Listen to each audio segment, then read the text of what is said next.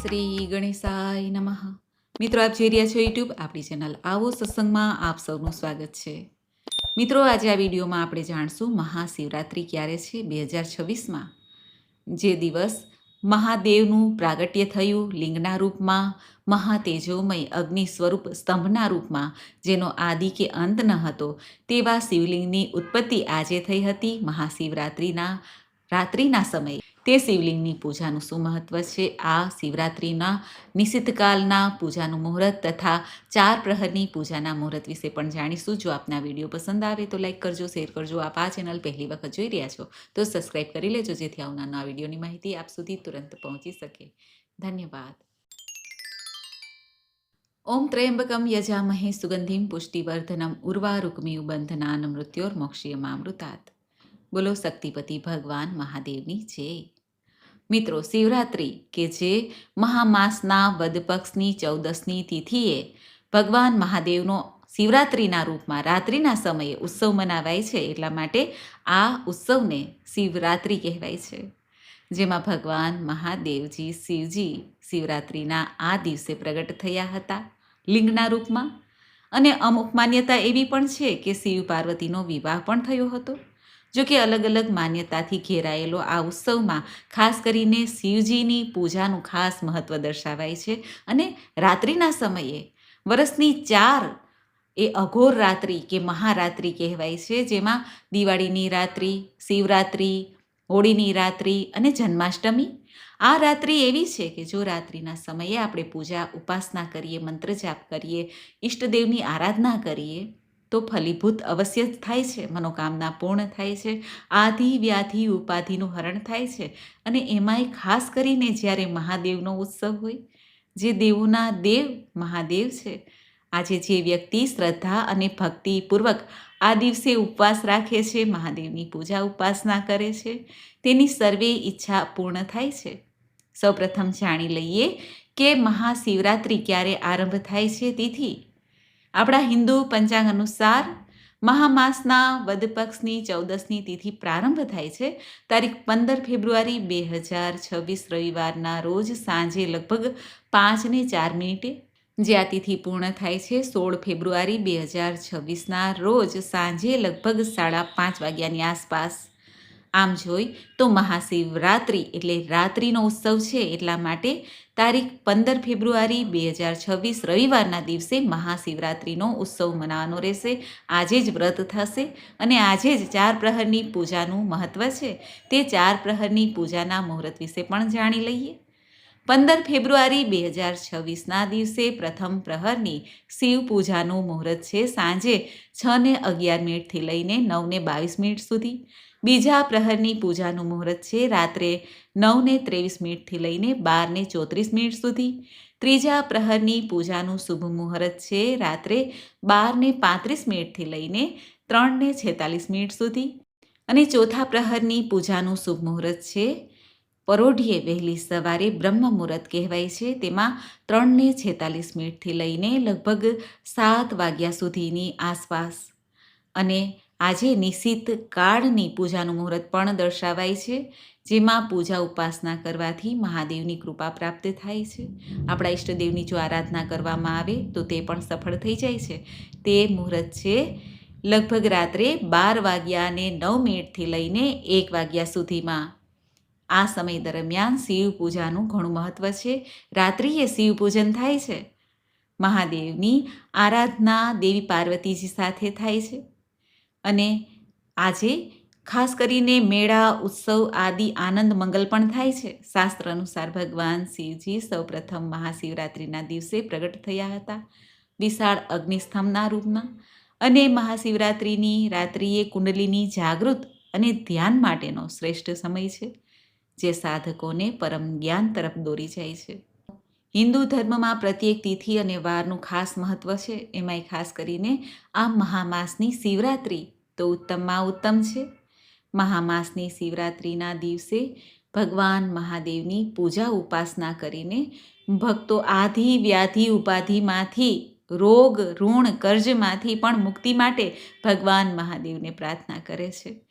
આજે ભગવાન મહાદેવના શિવ પરિવારની પૂજા ઉપાસના થાય છે, જેમાં શ્રી ગણેશ સહિત કાર્તિકેય સ્વામી, શિવજીના ગણો છે, શિવજીના વાહન છે, અને શિવજીએ જે આયુધો ધારણ કર્યા છે, શિવજીએ જે પોતાના શરીર ઉપર સર્પ છે, ચંદ્રમા છે, તેની પણ પૂજા ઉપાસના થઈ જાય છે આપોઆપ જ.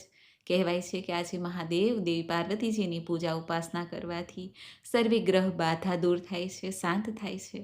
એમાંય ખાસ કરીને જ્યારે મહાદેવના 12 જ્યોતિ સ્વરૂપ જ્યોતિર્લિંગ છે, જે બિરાજિત જ્યાં જ્યાં પણ છે, ત્યાં પણ ભક્તો દર્શન કરવા ઉમટશે. અને આજે એવું પણ કહેવાય છે કે આપણા ગામ શહેરમાં જે નાના નાના શિવાલય છે, મંદિરો છે, ત્યાં પણ સાક્ષાત મહાદેવ જ્યોતિ સ્વરૂપે બિરાજમાન રહેશે.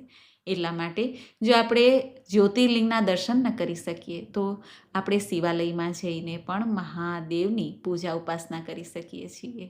અને આજે એવું પણ કહેવાય છે કે જો આપણે ઘરમાં પણ નાનકડું શિવલિંગ રાખ્યું હોય પૂજામાં, તો તેની પણ પૂજા કરી શકાય છે ઘર બેઠા. તેમાં પણ સાક્ષાત મહાદેવ બિરાજમાન રહેશે પોતાના પરિવાર સાથે, અને ભક્તોની મનોકામના પૂર્ણ કરશે. ઘરમાં સુખાકારી રહેશે, આનંદ મંગલ રહેશે.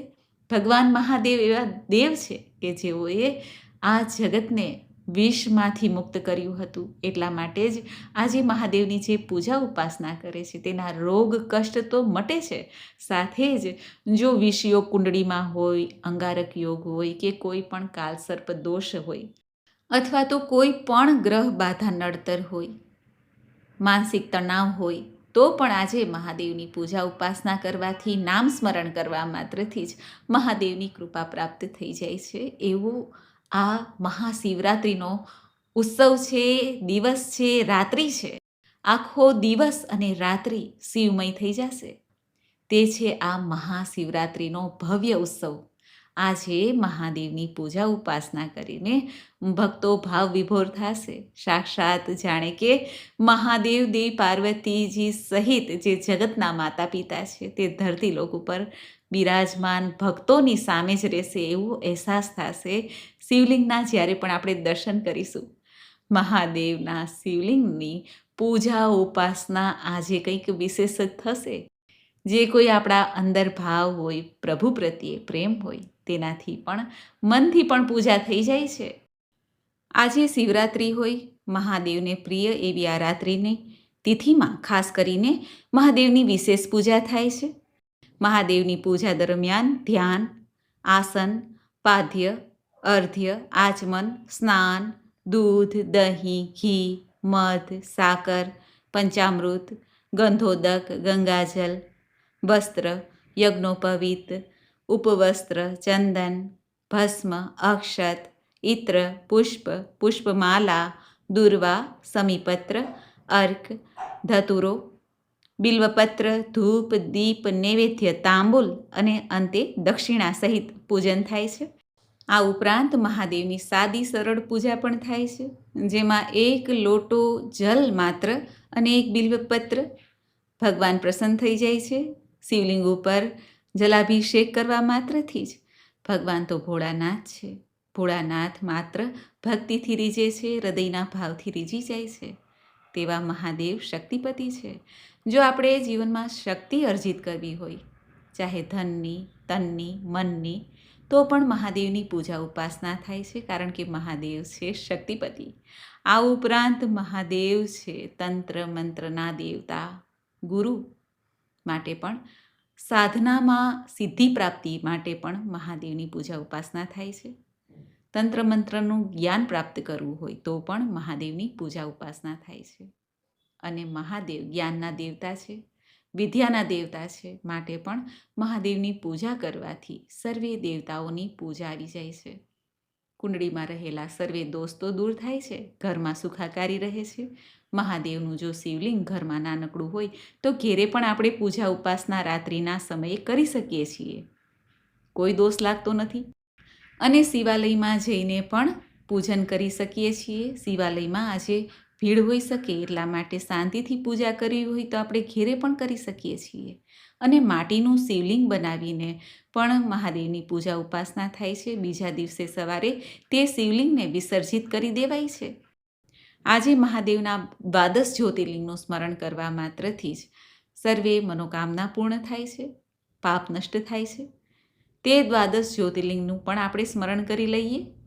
સૌરાષ્ટ્રે સોમનાથમ ચ શ્રીશૈલ મલ્લિકાર્જુનમ ઉજ્જૈન્યામ મહાકાલમ ઓમકારમ મમલેશ્વરમ પરલ્યામ વૈજનાથમ ચ ડાકિન્યામ ભીમશંકરમ સેતુબંધેતુ રામેશમ નાગેશમ દારુકાવને વારાણસ્યામ તુ વિશ્વેશમ ત્રયંબકમ ગૌતમી તટે હિમાલયે તુ કેદારમ ઘુષ્મેશમ ચ શિવાલયે એતાની જ્યોતિર્લિંગાની સાયં પ્રાતઃ પઠે નર સપ્તજન્મ કૃતમ પાપમ સ્મરણેન વિનશ્યતિ. આ દ્વાદશ જ્યોતિર્લિંગ છે જે સવાર બપોર સાંજે સ્મરણ કરવા માત્રથી 7 જન્મોના પાપ નષ્ટ થાય છે એવો મહિમા છે. આ ઉપરાંત આજે મહાદેવના શિવાલયમાં આપણે જઈએ ત્યારે નંદીશ્વર અને કચ્છપ ભગવાનની પહેલા પૂજા થાય છે, ત્યારબાદ શિવજીના દર્શન થાય છે. નંદીશ્વર છે શક્તિનું પ્રતીક અને કચ્છપ ભગવાન છે ઇન્દ્રિયોનું પ્રતીક. જે આપણી અંદર શક્તિ અને ઇન્દ્રિયો છે, ઇન્દ્રિયો કે જે આપણને શાંતિ લેવા દેતી નથી, કંઈક ને કંઈક ઈચ્છા આકાંક્ષા રહે છે. ત્યારે આપણે જ્યારે ઈશ્વર જે પરમપિતા પરમાત્મા મહાદેવ છે તેમના દર્શન કરવા જઈએ ત્યારે સૌપ્રથમ આપણી શક્તિના અભિમાનને બહાર મૂકવું પડે છે. ત્યારબાદ કાચબાની જેમ કાચબો પોતાના અંગોને સંકોરી લે છે, એ જ રીતે આપણી ઇન્દ્રિયોની, આપણી ઈચ્છાઓની, આકાંક્ષાઓને સંકોરી લેવાની છે અને એકદમ સ્વસ્થ મને ભગવાન મહાદેવના દર્શન કરવાના છે, જેથી પ્રભુ પ્રસન્ન થાય છે અને આપોઆપ જ મનોકામના પૂર્ણ થઈ જાય છે. ભુક્તિ અને અંતમાં મુક્તિ પ્રદાન થાય છે, કારણ કે મુક્તિના દાતા મહાદેવ છે. અંત સમયે આપણે સૌ જીવોએ સૌએ આ પ્રકૃતિમાં જેટલા પણ જન્મ લે છે તે બધાએ મહાદેવના શરણમાં જવાનું છે, રાખ બનવાનું છે અને મહાદેવ તેનો સ્વીકાર કરી લે છે. તેવા દેવોના દેવ મહાદેવને પ્રિય એવી આ રાત્રિ છે શિવરાત્રિ. આ ઉપરાંત આજે મહાદેવની શિવલિંગની પૂજા કરીને આ મહામંત્રનો જાપ અવશ્ય કરવો. ઓમ તત્પુરુષાય વિદ્મહે મહાદેવાય ધીમહિ તન્નો રુદ્ર પ્રચોદયાત. બોલો શક્તિપતિ દેવોના દેવ મહાદેવની જય. ઓમ નમઃ પાર્વતી પતયે. હર હર મહાદેવ હર. મિત્રો, મને સાંભળવા માટે ધન્યવાદ. આપ સૌને મારા જય શ્રી કૃષ્ણ.